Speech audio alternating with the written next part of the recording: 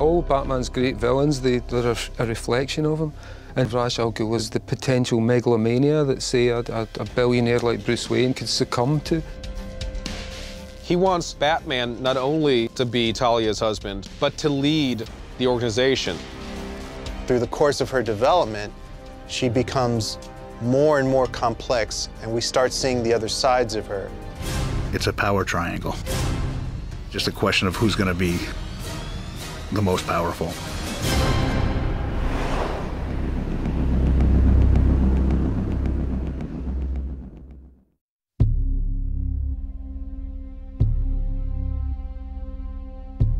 Ra's al Ghul, depending on which comic you read, is between 500 and 700, maybe even 900 years old.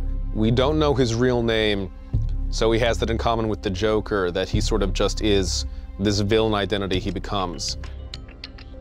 I think when Denny O'Neil created the characters, he was trying to come up with a modern version of the kind of Fu Manchu archetype, because Fu Manchu had a daughter, and he had his tendrils in every criminal activity across the globe. So there was a certain element, he was trying to create a classic pulp character which suited the modern world of ecology.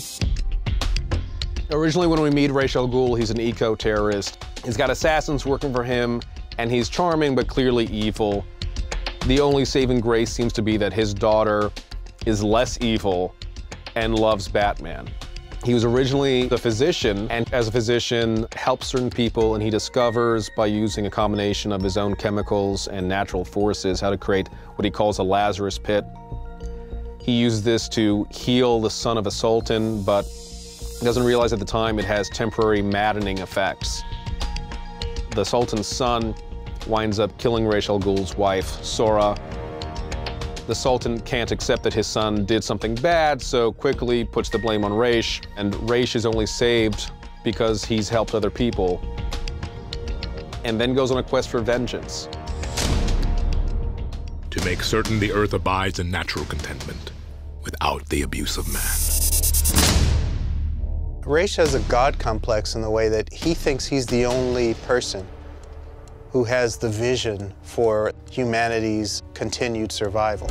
The thing he thinks is best for humanity is to get rid of half of it. He's not wrong in that he was angry against the Sultan for murdering his wife and then imprisoning him for the deed. He's not wrong for saying we're destroying the planet and humanity has to be stopped from further damaging Earth. But he takes the methods too far. And part of what makes him right in the grand scheme of things is that he has lived so long that he's seen everything going bad. And he is right to panic. And he has a chance to do something about it. He wants to take it finally. But it's because he came from a hard beginning.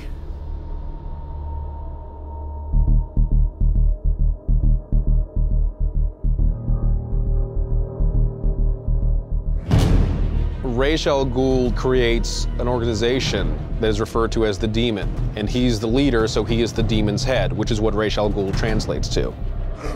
And then later he creates the League of Assassins, which would be the Demon's Fang, the Demon's claws in the world.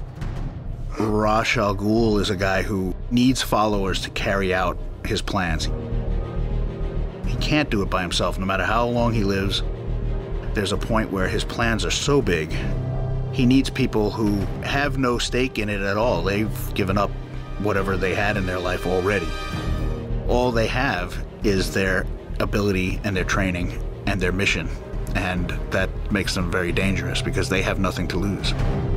The idea of the League of Assassins, it made the reach of Ra's al Ghul seem gigantic, seem global. See, it could get at you anywhere. There was hundreds of people working for them. There was tendrils of the organization. And the advantage there is that he doesn't have people necessarily trying to stop him. There's no one, for the most part, raising arms against him because they don't know he's there. Man-bats. In the context of Son of Batman, the ninjas are actually enhanced because they are kind of like man-bat ninjas. They are flying enemies as well. Once it starts becoming a hairy monster crashing through the window instead of not just a guy with a gun, it raises the stakes. and it makes it a louder problem to have for Batman.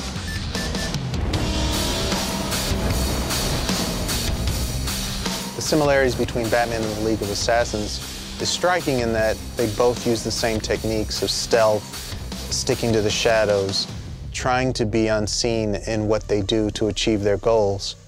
Batman himself was trained by people who worked in the shadows, who valued the use of shadows, but suddenly Batman's using it in a completely different way and almost incarnating it in a way that they don't.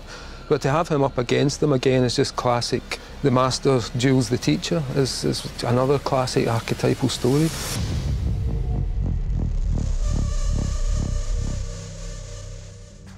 Hello, my love.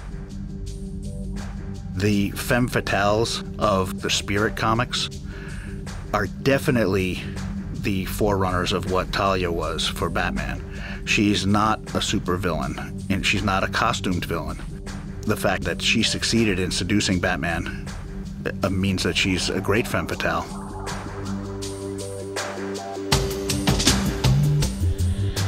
She certainly grew in depth over the years and became, you know, quite formidable idea of the crime boss lady.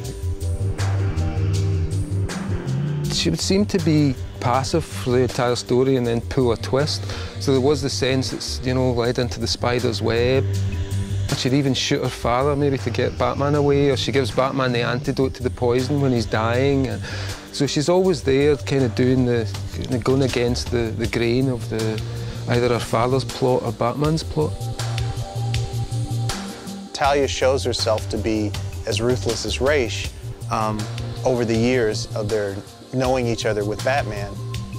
And she definitely shows it as the mother to Damian, and how she raises him to be an assassin, and the way she wants to use Damian to infiltrate Batman's life.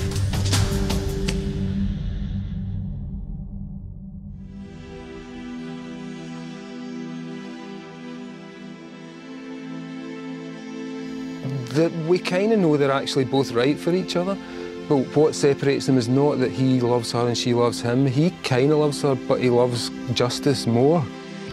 If she wants Batman to join her side, it's almost as a possession and as a trophy, not honestly because she seems to harbor any love for him still. Me. And your son. Son. There's a child involved that bonds them, so Batman can never really just walk away from Talia. You expect me to believe this? Damian is, in her universe, such a calculation.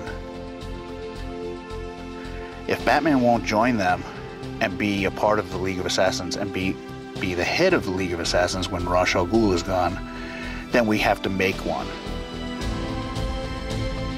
You're never gonna know if she seduced him and meant it, or seduced him and it's all part of her long-term goal. Post 9/11, we have a new fear of cults and terrorists, especially if they're motivated by a belief that we can't reason with. So Ra's al Ghul really falls into that category.